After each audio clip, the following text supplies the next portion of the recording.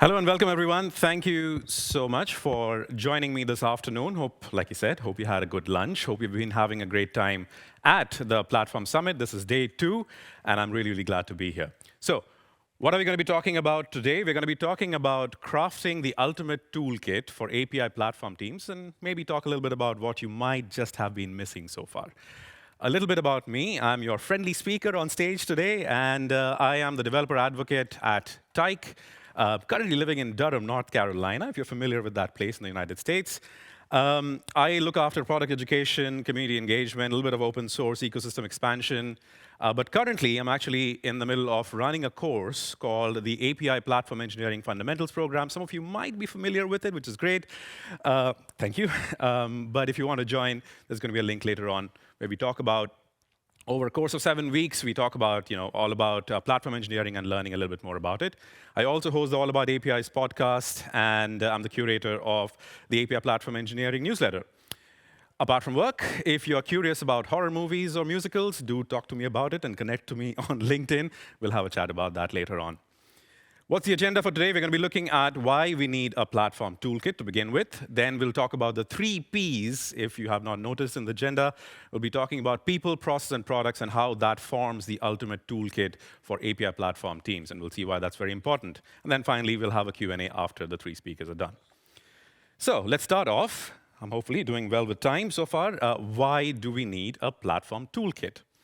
Now let's turn back the clocks a little bit. We are talking 2006, and the CTO of Amazon comes on stage talking about you build it, you run it, leading to the DevOps revolution, as some of you might be familiar with, is essentially where you move fast, break things, do more with less. It was a great idea. It is a great idea where you get the developers to understand a little bit more about what the entire journey, the workflow, the pipelines look like, so that you can be a little bit more prepared, you can be a little bit more efficient with how you're deploying code, you're building products and applications, which is great.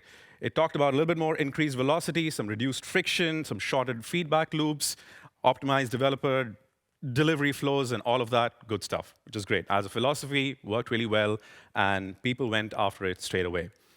However, then reality hit.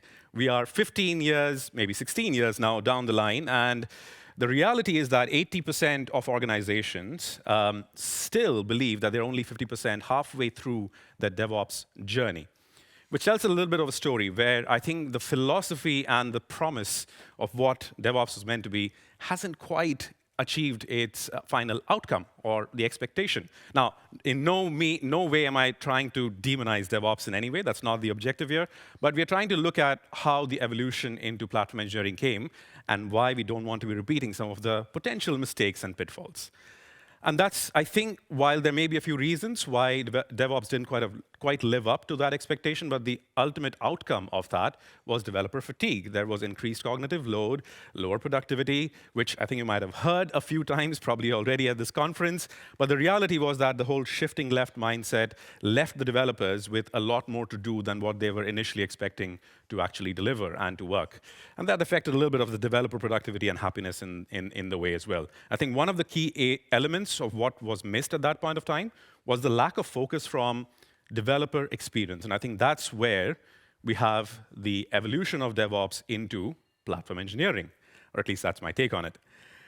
Now, is platform engineering growing? Yes, absolutely. Based on some of the forecasts by Gartner, by 2026, about 80% of software engineering organizations will have created a platform team, and out of 68% of those who have created one have experienced an increased development velocity within their organizations already. So just a quick show of hands, are you already part of a platform team at this point of time? Platform engineering? Great, awesome. DevOps teams at this point? Oh, just the one, just the 2, okay, great. And developers, building applications, building APIs, anyone from developer side of things? Wonderful, okay, good mix of things. So some of this might resonate too strongly, or maybe some of this you've already gotten past and you've got a story around that as well, which is great. So wait, what we are trying to really avoid here is for history to not repeat itself, for us to not stand here on the stage, maybe 5, 10, 15 years down the line to say, hey, DevOps is dead, or platform engineering is dead, what is the next thing? Because that's kind of what's happening with DevOps right now. So To make sure that that does not happen, that history does not repeat itself in that similar fashion, we talk about the ultimate platform engineering toolkit. And it's comprised of the 3 Ps, and I've lucked out a little bit on that. And we'll start off with probably one of the biggest and the most important ones, which I think a lot of times when we talk about these engineering teams or DevOps teams, a lot of times we focus a lot on the technology of it, the products, the platforms associated with it, maybe even a little bit about the process around it. But I think one of the critical components that a lot of organizations get wrong is the people side of things. When I talk about people, I'm talking people, culture, mindset, and I think that's a very important, critical element of building out a platform team or an API platform team. So what does that actually mean? So I think one of the biggest things around the mindset is the platform as a product mindset. What does that mean? It's sort of a shift in the organizational culture, combining the principles of product management with platform engineering. So think about your platform as a product. So what is the product? The product is your internal developer platform, or IDP.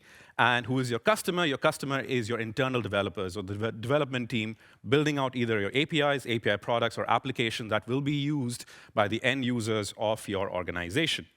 Now, the key thing to keep in mind here also is that this is not just a one-and-done thing. You're not just building a platform one time and it's getting done, it's over.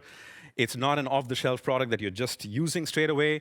It's typically a constantly evolving, growing, and something that needs to be streamlined based on the user needs. And in this case, the users are your developers. So, team composition. I think this is a discussion I was having with someone on the break. Team composition is very, very important when it comes to building out a platform team. Now, it may not be, so I'm talking about roles here. This may not be your day one team composition necessarily, and it may not even be each individual doing individual roles here. But these are components that you would need, ideally, for a platform team to be successful, where you have ideally a product owner. Why? Because we are treating the platform as a product. Therefore, you need to have a vision potentially around that. You need to have objectives. You need to have feedbacks. You need to be able to communicate the successes around what your platform is doing. Because ultimately, if you are unable to communicate the success of your platform team, adoption goes down, and therefore, when the crunch time comes, that platform team may or may not be part of the organization anymore, and we don't want that because platform teams are very, very important for most organizations. Engineers, developers, obviously, you're going to be building out the platform themselves, definitely very important, but equally important would be your advocates and evangelists, because you want to be able to evangelize and advocate for the platform to be adopted by your internal developers. If your platform is not adopted, then there's no point of having the platform to begin with.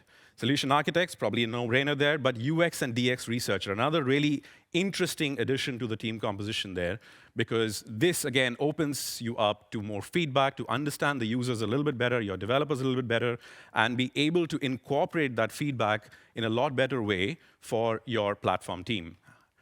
So now, once again, I just want to re-emphasize that you don't need to have individuals necessarily doing that. You could have a product owner who's really good at advocating or evangelizing as well. You could have engineers who could potentially do the same thing. You could have UX, DX researchers who can make good product owners as well. But again, there could be a bit of a mix and match. Again, depends really on the maturity of your organization. May not be a day one thing, but something you might want to aspire towards.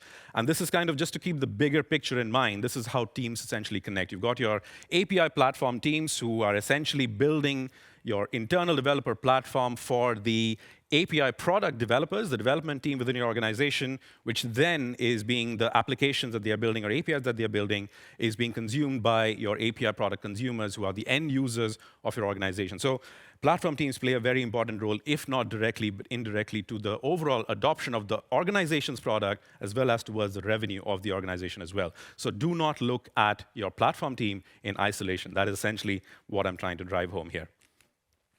Then we go into the next P. The next P over here is your process. Am I doing the time? Pretty good.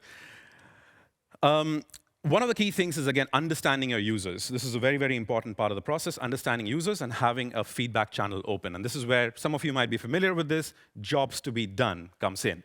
There's an extension of this where you have a story around it, which is your job stories. But ultimately, what jobs to be done is all about, it's a theory, it's a framework, it's a perspective that tells you why, or tries to tell you why consumers make buying decisions. Why are they choosing what they're choosing? what is in it for them, and therefore helping you build out better products. And that's why you should care about it. It reveals your customers' true needs and desires. It develops products that meets the needs of those customers and ultimately leads to adoption and hopefully growth for your organization and your business as well. So this is a very important part. In this case, we are specifically talking about jobs to be done for your internal users as much as your external users. Internal users being your internal developer team. Because quite often we see teams having UX researchers or DX researchers who are built for external users and external research. But I think equally important when you're talking for the success of the platform team are your internal users and how you're getting that feedback and collaborating with internal teams. How can you go about identifying the jobs to be done? There are usually two key processes there. One is to identify the pains, identifying the unmet customer needs, the gains, which is essentially the outcomes that they desire, things that you're either helping your customers with or helping them avoid. And then finally, state it out there. State, test, refine, articulate it in a way which is communicable to other people within the organization and see if that sticks. Are you building products? Can you actually match that to the objectives and outcomes in your KPIs for your platform teams as well? So very, very important in terms of identifying and actually building good jobs to be done here. This was an exercise that we did as part of our program last time about the platform teams and some associated jobs to be done, some pain points, some gains. It turned out to be a little bit of a therapy session because people poured in the pains that they had around platform teams, which was really, really therapeutic, I think. But we got some really, really interesting things specifically around security, performance, scalability, monitoring, which are all very, very important. And once you've got to this point, that's when you can start thinking about the products and the platforms that you need as part of your organization, things that would enable your developers based on these unmet needs or based on some of these pains or the gains that they are looking for. A couple of other processes to just quickly go over them. This is a quick shout out to James Higginbotham, who's come up with a really good process around, which is called ADDR, which is align, define, design, refine. There's a lot more that you can read around that in the book. It's essentially a little bit more of the agile delivery process, which again looks at better feedback, better collaboration, and more iterative development within organizations. The concept of the thinnest viable platform, which is, again, it aims to reduce the friction, cognitive load, or both within an organization. And this is sort of the simplest starting point for a lot of organizations into the world of either the internal developer platform or just platform engineering in general. It, in some cases, may not even be a platform itself. It could very easily just be better documentation or more searchable knowledge bases. Anything that enables and supports your developers is essentially the start of your thinnest viable platform. There's an emphasis on self-service and trying to keep things as streamlined as possible. What you do not want at the end of the day is another bloated system, another thing that needs to be taken care of, and that's just not what the ultimate purpose of building out an internal developer platform is. And then finally, in terms of processes, communication and feedback. Very, very important to be able to communicate the goals, objectives very clearly within and across your teams. Create an internal product roadmap if you can. Maybe have a short horizon and maybe something a little bit long-term, and work towards it. Communicate, measure the effectiveness of the platform, communicate the success stories, and provide a very clear route for people within the organization to be able to feed back anything that's working or not working, and tell them how you're going to be factoring all of that in.